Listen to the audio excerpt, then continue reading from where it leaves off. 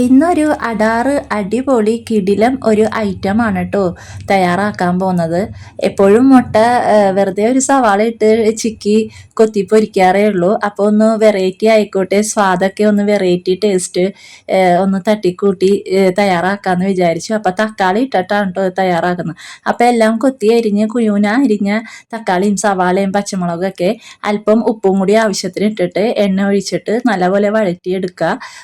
ശേഷം ഒരു നുള്ള് മഞ്ഞൾപ്പൊടിയും ആവശ്യത്തിന് എരിവിന് കുറച്ച് മുളക് പൊടിയും. തക്കാളിയും സവാളയൊക്കെ നല്ലപോലെ വഴറ്റിയ ശേഷം നമ്മുടെ മെയിൻ താരം മുട്ട പൊട്ടിച്ച് ഒഴിച്ചിരിക്കുകയാണ്. നല്ലപോലെ ഇളക്കി മുട്ടയൊക്കെ നല്ലപോലെ മൊരിഞ്ഞ ശേഷം ഫൈനലായിട്ട് അല്പം കുരുമുളക് പൊടിയും കൂടി ചേർത്ത് കൊടുക്കാം. കുരുമുളകിൻ്റെ ഫ്ലേവറൊക്കെ ഇഷ്ടമുള്ളവർക്ക് ചേർത്ത് കൊടുക്കാം കേട്ടോ. ഓൾറെഡി നമ്മൾ പച്ചമുളകും അല്പം മുളക് പൊടിയും കൂടി ഇട്ടിട്ടുണ്ടായിരുന്നു. തക്കാളിയുടെ പുളിരസവും കുരുമുളകിൻ്റെ ഫ്ലേവറൊക്കെ ആയിട്ട് നല്ല അസാധ്യ ടേസ്റ്റ് തന്നെയാണ് കേട്ടോ. തക്കാളി മുട്ട ചിക്കിയ മസാലക്കൂട്ട് ഇവിടെ തയ്യാറായി കഴിഞ്ഞു. ഊണ് കഴിക്കാൻ ഇതൊക്കെ തന്നെ ധാരാളം. എൻ്റെ വീഡിയോസിൽ കൂടുതലും ഇങ്ങനെയുള്ള എളുപ്പത്തിൽ തട്ടിക്കൂട്ടിയുള്ള ഐറ്റംസും വിഭവങ്ങളൊക്കെയാണ് കൂടുതലും വീഡിയോസിലൊക്കെ ഉൾപ്പെടുത്തുന്നത്.